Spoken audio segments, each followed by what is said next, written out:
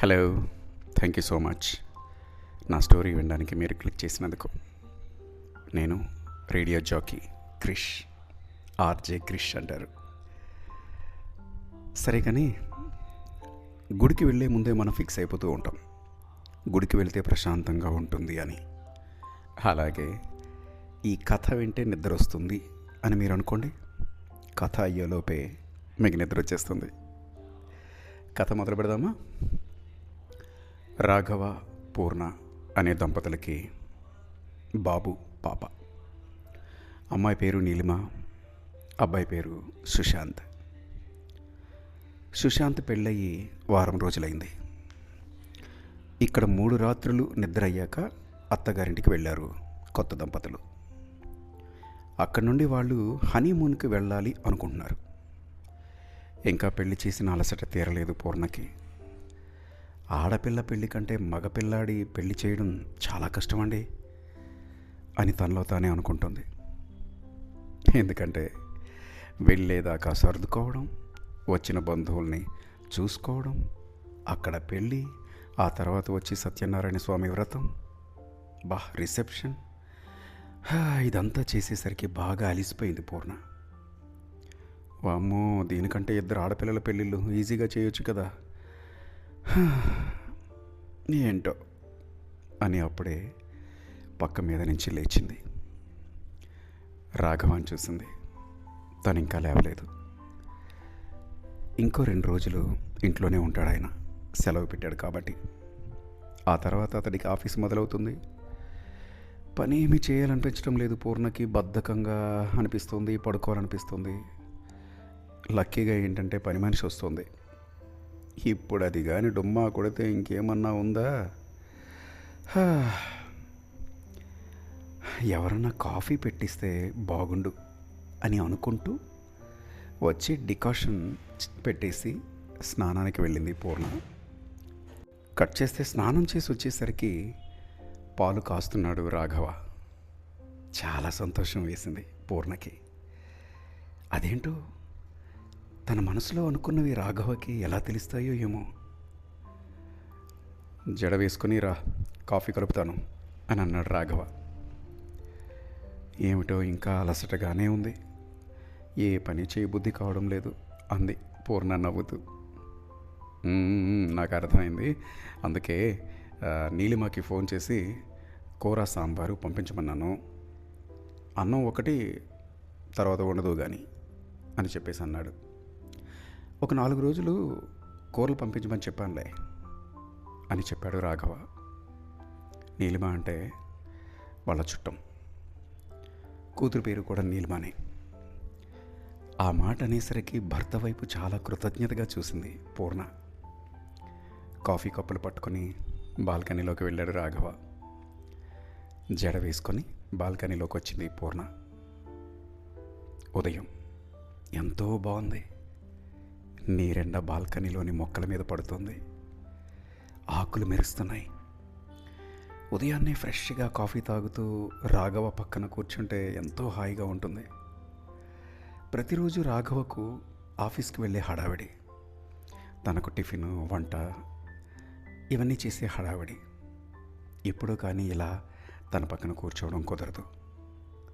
అందుకే ఆయన సంవత్సరానికి 2 సార్లు ఎక్కడికో ఒక దగ్గరికి తీర్థయాత్రలు అంటూ ప్లాన్ చేస్తూ ఉంటాడు. అలా ట్రిప్పులు వేసేటప్పుడు మాత్రం కొంచెం అమ్మయ్య శక్తి బాడీకి అందినట్టు అనిపిస్తూ ఉంటుంది ఇద్దరికి.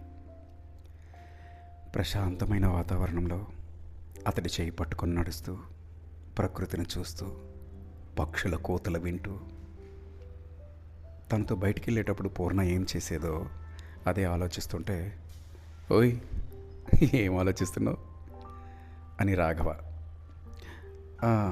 ఏం లేదు, కొడుకు పెళ్ళైపోయింది, అంతకు ముందు లేని పెద్దరికం కనిపిస్తుంది రాఘవలో. ఆ తల మీద చెవి పక్కన వెంట్రుకలు తెల్లవి వచ్చేసినాయి, చెవి పక్కన అయితే కొన్ని ఎక్కువ ఉన్నాయి, చెంపల దగ్గర తెల్లగా. అవి చూసి నవ్వింది పూర్ణ. ఏంటి అలా చూస్తున్నావు, మనం పెద్దవాళ్ళం అయ్యాం కదా అని ఇద్దరు నవ్వుకున్నారు. ఈ రోజు నుండి మనకు కొత్త జీవితమోయ్, సుశాంత్ పెళ్ళయింది. ఇప్పటిదాకా మనం మన జీవితం అంటూ గడిపాం. ఇప్పుడు పిల్లలతో మన జీవితం అంటూ గడపాలి. పూర్ణ, మన పెళ్ళి గుర్తుందా? అప్పుడు కూడా ఇలాగే కూర్చున్నాం. నాకెంత జీతం వస్తుంది, ఎంత ఖర్చు పెట్టుకోవాలి, అమ్మ నాన్నను ఎలా చూసుకోవాలి, బాధ్యతలు, వచ్చిపోయే బంధువులు, సూటిపోటి మాటలు, అన్నదమ్ముల అలకలు, అక్క చెల్లెళ్ళ సాధింపులు. ఇలా మనం ప్రయాణించి పిల్లల్ని చదివించుకొని ఒకరికొకరం తోడుగా ఇక్కడ దాకా వచ్చాం అని రాఘవ ఆగాడు. దేనికి ఉపోద్ఘాతం అని మనసులో అనుకుంది పూర్ణ. రాఘవ ఇంకా ఆపలా. అప్పుడు నువ్వు కొత్త కోడలివి. మా అమ్మతో ఎలా సర్దుకుపోయేదానివో నాకు తెలుసు. ఇప్పుడు మనకు రెండో ప్రయాణం. పిల్లల్ని నొప్పించకుండా బాధ్యతగా ప్రవర్తించాల్సిన సమయం. నువ్వు ఆ రోజు కొత్త కోడలిగా వచ్చినట్లే ఈరోజు కోడలు ప్రియ మన ఇంటికి వచ్చిందోయ్. ఆ చిన్నపిల్లని జాగ్రత్తగా చూసుకుందాం. ఇలా రాఘవ చెప్తా ఉంటే ఎందుకో పూర్ణని తక్కువ చేస్తున్నాడు అని అనిపించింది. అందుకే మనసులో మాటని బయటకు పెట్టి, ఏ నా మీద మీకు నమ్మకం లేదా అండి అని అడిగేసింది. చచా, అదేమీ లేదు. నువ్వెప్పుడు హుందాగా ప్రవర్తిస్తావు. అయినా కూడా మనం కాస్త ప్రిపేర్ అయితే బాగుంటుంది కదా. మౌనంగా ఉంది పూర్ణ. ఆమెకు రాఘవతో పెళ్ళైన కొత్తల్లో ఆ డేస్ అన్నీ కూడా గుర్తొచ్చాయి. తనకప్పట్లో వంట చేయడం అస్సలు వచ్చేది కాదు. అత్తగారు రుసరుసలాడేది. కొంత సాధింపు తత్వం అత్తగారిది. ఏమీ అనలేక భయంగా చేస్తూ ఉండేది పూర్ణ. అయినా అత్తగారు ఏదో ఒక వంక పెడుతూనే ఉండేది. డబ్బులకు కొంచెం కటకటగానే ఉండేది. ఇద్దరు చంటి పిల్లల్ని స్కూలుకి పంపి సెల్ఫ్ ఎంప్లాయ్మెంట్ లాగా చిన్నపిల్లల డ్రెస్సులు కుట్టి బట్టల షాపులకు అమ్మేది. ఏదో వేడి నీళ్ళకి చన్నీళ్ళలాగా సంపాదించేది పూర్ణ. ఆ తర్వాత మెల్లమెల్లగా ఇద్దరు అమ్మాయిలను పెట్టుకొని పని చేయించుకునే స్థితికి వచ్చింది. పిల్లలు కాలేజీకి వచ్చేసరికి కాస్త పెద్దది ఇండిపెండెంట్ హౌస్ కట్టుకున్నారు. ఇంట్లోనే ముందు వైపు ఒక పోర్షన్ వర్క్షాప్ లాగా వేశాడు రాఘవ. ఇప్పుడు 6 అమ్మాయిలతో వర్క్ చేయిస్తోంది. తను అత్తగారి సపోర్ట్ లేకపోయినా ఎప్పుడు పెదవి విప్పి మాట్లాడలేదు పూర్ణ. అలా అని రాఘవతో ఎప్పుడు ఈ బాధలన్నీ చెప్పుకోలేదు. అలా ఏళ్ళు గడిచిపోయాయి. 2 ఏళ్ల క్రితం కూతురు నీలిమ పెళ్ళయి లండన్ వెళ్ళిపోయింది. ఇప్పుడు కూడా సెలవు లేదని సత్యనారాయణ వ్రతం అవగానే వెళ్ళిపోయారు కూతురు అల్లుడు. పాత రోజుల్ని గుర్తు చేసుకుంటూ అలా ఆలోచిస్తుంటే, ఓయ్ కోపం వచ్చిందా నా మీద? పొద్దున్నే ఏదో గీతోపదేశం చేస్తున్నానని అని కుర్చీని పూర్ణ దగ్గరికి జరిపి కూర్చున్నాడు రాఘవ. లేదు, మనం జాగ్రత్తగా ఉందాం, ఓకే అని పొడిగా అంది.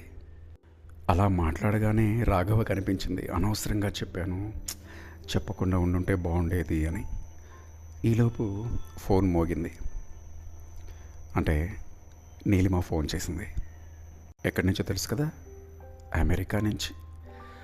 ఎలా ఉన్నావు అని అడగకుండా, అమ్మా నువ్వు వదిన విషయంలో ఎక్కువ పట్టించుకోకు, తను ఎలా ఉంటే అలా ఉంటుంది, నాకు చెప్పినట్టు పొద్దున్నే తయారవ్వు, జడ్డిదానిలా ఉండకు, ఆ నైటీ ఏంటి, మంచి డ్రెస్ వేసుకో, త్వరగా స్నానం చేసిరా అని సాధించకమ్మా.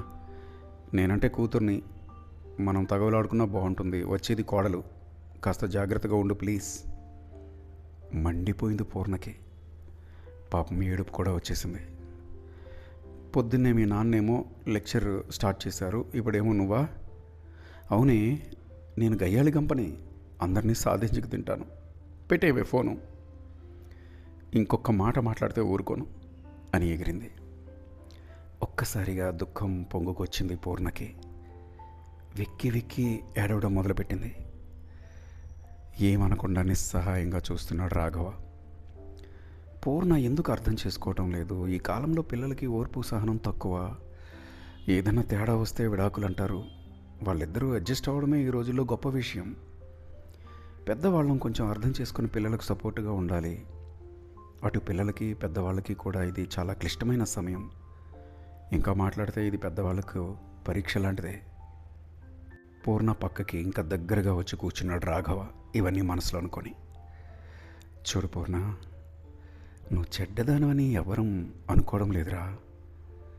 ఇప్పుడున్న పరిస్థితులకు తగ్గట్టుగా మనం మార్చుకోవాలి. చాలా ఏళ్ళుగా మనం మన పద్ధతుల్లో జీవితాన్ని దిద్దుకుంటూ జీవిస్తున్నాం కదా.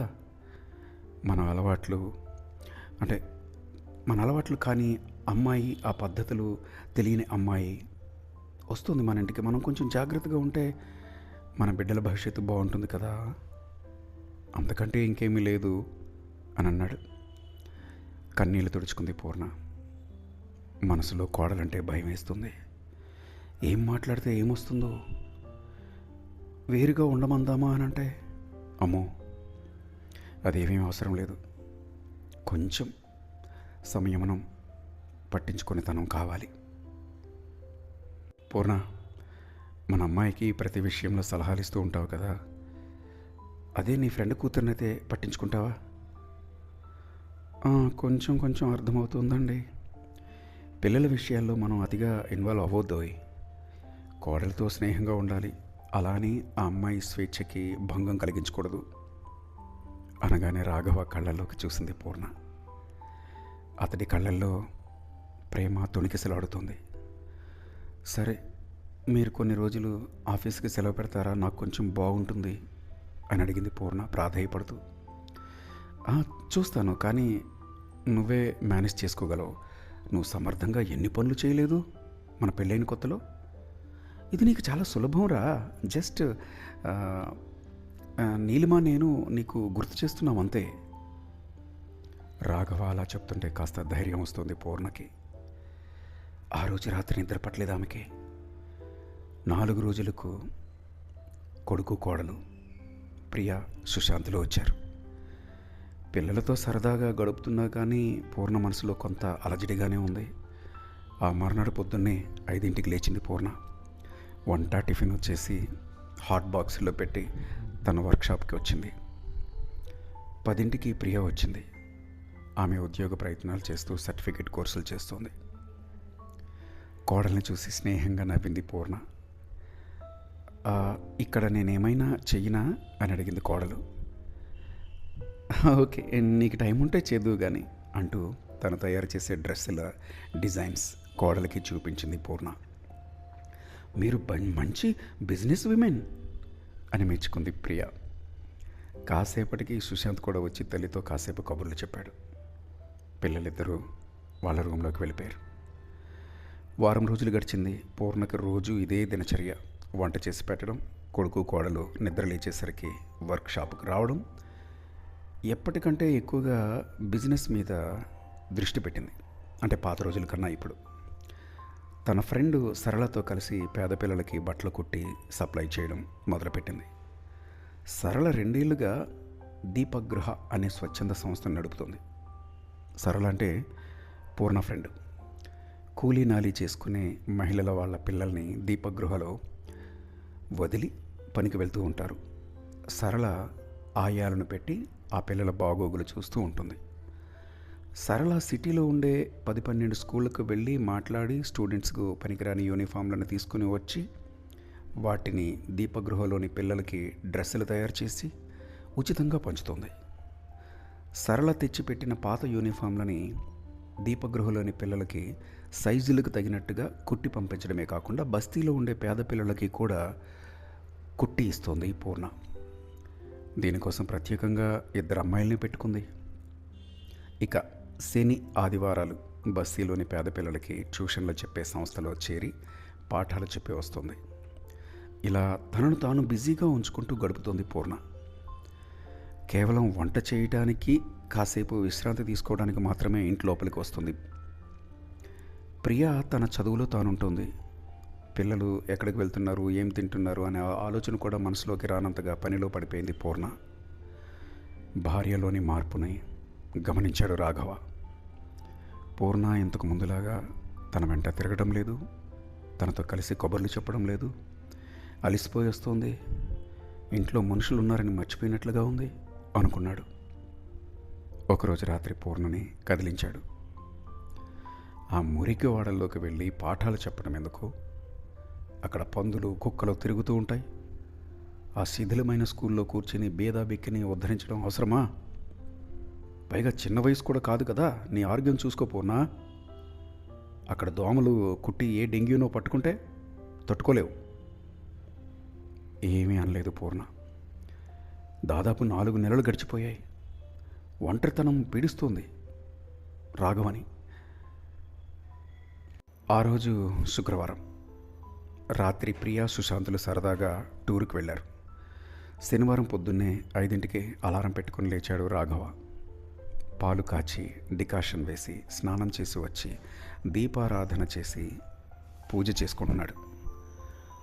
టంగటంగటంగడమని గంట మోగుతుంటే కళ్ళు విప్పింది పూర్ణ. రాఘవకి ఎటైనా వెళ్ళే పని ఉందా, ఇంత త్వరగా లేచి పూజ చేస్తున్నాడు అనుకుంటూ వచ్చింది. కాసేపు పడుకోలేకపోయావా? ఇంకా తెల్లవారలేదుగా? నవ్వుతూ పలకరించాడు రాఘవ. ఎక్కడికైనా వెళ్ళాలా? లేదు పూర్ణ, మెలకు వచ్చింది, ఎలాగూ నిద్ర లేచాను కదా అని పూజ చేస్తున్నాను. నువ్వు కూడా వస్తావా? కాసేపు కింద గార్డెన్లో తిరిగొద్దాం, కాస్త ఫ్రెష్గా ఉంటుంది కదా. కాసేపటికి తయారై వచ్చింది పూర్ణ. గార్డెన్లో చెట్టు కింద నడుస్తున్నారు ఇద్దరు. రాఘవ పూర్ణ చెయ్యి పట్టుకున్నాడు. ఈ మధ్య నాతో అస్సలు మాట్లాడనంత బిజీ అయ్యావు పూర్ణ. ఎప్పుడూ నేను ఆఫీస్ నుండి వచ్చేసరికి నీ వర్క్ కట్టేసి నా కోసం చూస్తూ ఉండేదానివి. ఈ 4 నెలల నుండి నన్ను పట్టించుకోవడం మానేశావు. నా మీద కోపం వచ్చింది కదా. పిల్లలిద్దరూ బాగానే ఉంటున్నారు. ఈ వయసులో మనం విడివిడిగా ఉంటున్నామనిపిస్తోంది. మొదట్లో నేను వాళ్ళ గురించి భయపడి నిన్ను హెచ్చరించాను. నువ్వు ఎంతగా హర్ట్ అవుతావని నేను అనుకోలేదు. పూర్ణ అతడి వైపు చూసింది. రాఘవ కళ్ళల్లో దిగులు కనిపిస్తోంది తనకి. మెల్లగా అతడి చెయ్యి విడిపించుకొని అక్కడున్న బెంచ్ మీద కూర్చుంది. రాఘవ వచ్చి పక్కనే కూర్చున్నాడు. చూడండి, నేను మీకు భార్యగా వచ్చాను, కోడలిగా, పిల్లలకు తల్లిగా నా బాధ్యతలు బాగానే నెరవేర్చాను అని అనుకుంటున్నాను. అత్తగారికి భయపడుతూ, డబ్బులు సరిపోతాయో లేదోనని దిగులు పడుతూ, పిల్లల పెంపకం, వాళ్ళు ఏ దురలవాట్లు చేసుకోకుండా చదువుల్లో బాగా రాణించడానికి శ్రమ పడటం, పిల్లలకు మంచి సంబంధాలు చూసి చేయటం, ఇలా ప్రతి స్టేజ్లోనూ నాకు టెన్షన్. మీరు సపోర్ట్గా ఉన్నారు, కాదనడం లేదు. కానీ చివరికి కోడలు ఇంటికి వస్తే కూడా నాకే ఎందుకు టెన్షన్? నా అస్తిత్వం ఏమిటో తెలియటం లేదండి. నేను మాత్రమే సర్దుకుపోవాలా? నేను మాత్రమే అడ్జస్ట్ అవ్వాలి? ఇంత చేసినా నాకున్న గుర్తింపు ఏంటి? ఒకవేళ కొడుకు కోడలు విడాకుల దాకా వస్తే దానికి కారణం నేనే అవుతాను. ఎందుకో నాకు మీ అందరికీ దూరంగా వెళ్ళిపోవాలని ఉంది. ఆడపిల్లగా పుట్టినప్పటి నుండి ఇలా ఉండు అలా ఉండు అనే బోధలు వింటూనే ఉన్నాను. ఈ తరంలో అమ్మాయిలకు ఆ బాధ లేదు. ఎవరు వాళ్ళకి తగినట్టుగా వాళ్ళు హ్యాపీగా ఉంటున్నారు. హక్కులు మాత్రమే నేర్పించి పెడుతున్నారు. ఇలా ఉండాలి అలా ఉండాలని ఎవరూ కూడా నేర్పించట్లేదు. ఇప్పటికీ కూడా మా తరానికే బాధ్యతలు, భయాలు, బెంగలు. వీటి నుండి తప్పించుకోవడానికేనండి నేను నా పనిలో మునిగిపోయాను. నా దారి నేను వెతుక్కుంటున్నాను. ఇంకా చెప్పాలి అని అంటే నాకు నచ్చిన మార్గంలో ప్రయాణిస్తున్నాను. అది కూడా తప్పేనా? పూర్ణ కంఠంలో దృఢత్వం. ఆకులు కదలటం లేదు. వాళ్ళు కూర్చున్న పార్క్లో అంతటా నిశ్శబ్దం. ఏమీ మాట్లాడలేదు రాఘవ. ఆ నీరెండలో పూర్ణ వేసిన ప్రశ్న రాఘవకు ఒక్కడికే వినిపించిందా, లేక పంచభూతాలన్నింటినీ వినిపించిందా? గాలి కూడా వీయట్లేదే. కాసేపు ఆగిన తర్వాత చిన్నగా పిల్లగాలి వీచింది.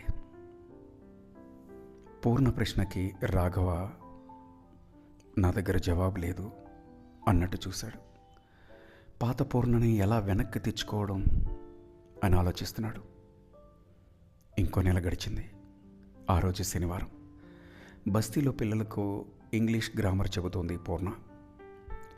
టీచర్, కొత్త సార్ వచ్చారేమో, మేడంతో మాట్లాడుతున్నారు, కిటికీలోంచి చూపిస్తూ పిల్లలు చెప్పారు పూర్ణకి. అది ఒక స్వచ్ఛంద సంస్థ కాబట్టి చైర్మన్ అంజలితో ఒక అతను మాట్లాడుతున్నారు. పువ్వుల చొక్కా.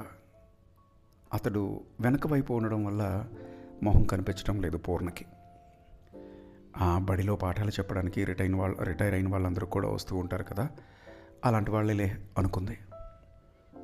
పిల్లలకి పాఠం కొనసాగిస్తోంది. క్లాస్ అయ్యాక బయటకు వచ్చి చూస్తే ఎవరూ కనిపించలేదు. మధ్యాహ్నం అయిందని చెట్టు కింద కూర్చుని బ్యాగ్లోంచి లంచ్ బాక్స్ తీసి ఇంకో 2 క్లాసులు తీసుకుని ఇంటికి వెళ్ళాలి అనుకుంటే సడన్గా ఇల్లు అనేసరికి ఎందుకో పూర్ణకి బెంగ పట్టుకుంటుంది. అందరూ ఉన్నా ఏదో తెలియని ఒంటరితనం. రాఘవ ప్రేమగానే ఉన్నాడు, ఎందుకో తనకే పరాయితనంగా ఉంటుంది.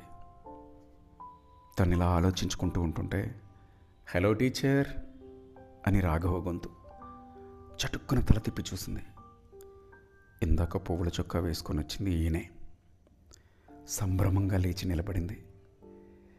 నేను లేకుండా నువ్వు ఒకదానివే తినేయగలవు, నేను అలా ఉండలేనబ్బా, నీ పక్కన కూర్చోవచ్చా అన్నాడు రాఘవ. నోట మాట రాలేదు పూర్ణకి.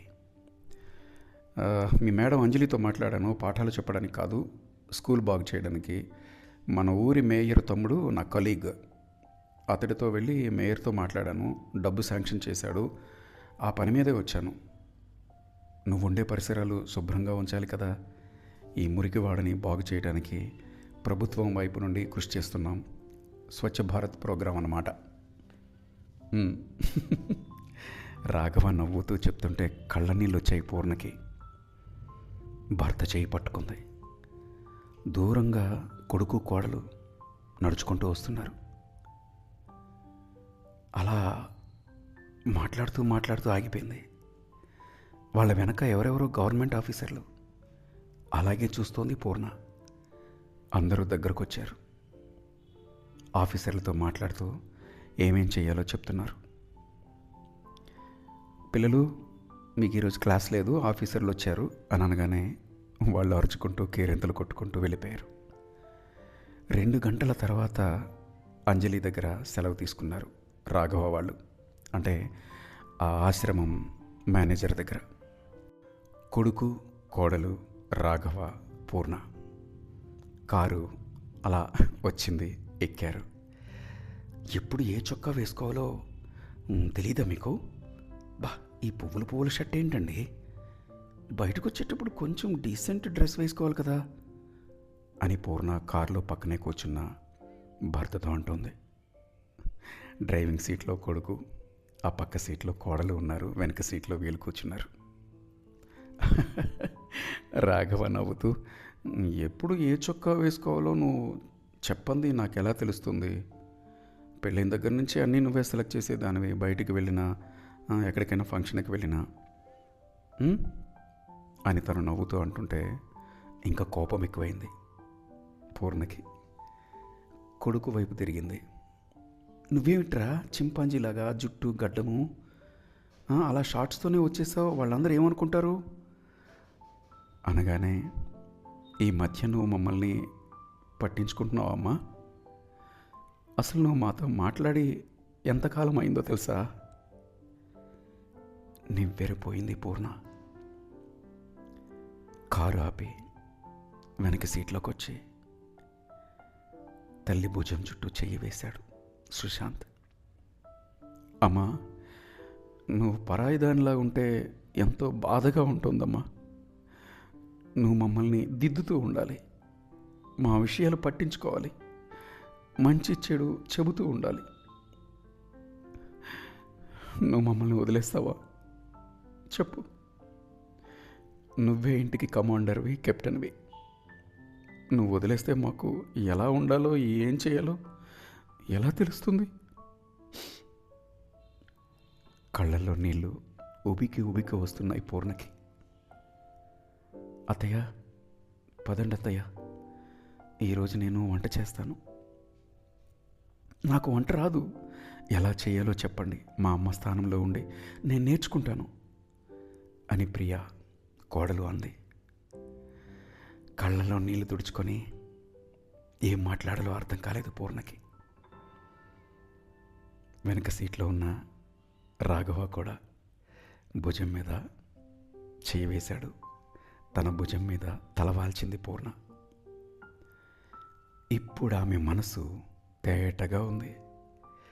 అందులో కుటుంబ సభ్యుల మీద ప్రేమానురాగాలు పొంగిపొర్లుతున్నాయి. ఇంటికి దీపం ఇల్లాలు. ఆ దీపం మసకబారితే ఇల్లు చీకటైపోతుందని పూర్ణ కుటుంబ సభ్యులు తెలుసుకున్నారు. కారు కదిలింది. మనం ఈ స్టోరీకి ఫుల్ స్టాప్ పెట్టబోతున్నాం. నేను ఇది ఈనాడు మ్యాగజైన్లో చదివానండి, ఇంటికి దీపం అనే టైటిల్తో. ఆ రచయిత టీవీఎల్ గాయత్రి గారికి ఒక్క థ్యాంక్స్ చెప్పి మీరు నిద్రలోకి జారుకోండి. Thank you. నేను RJ Krish. Love you all. Good night.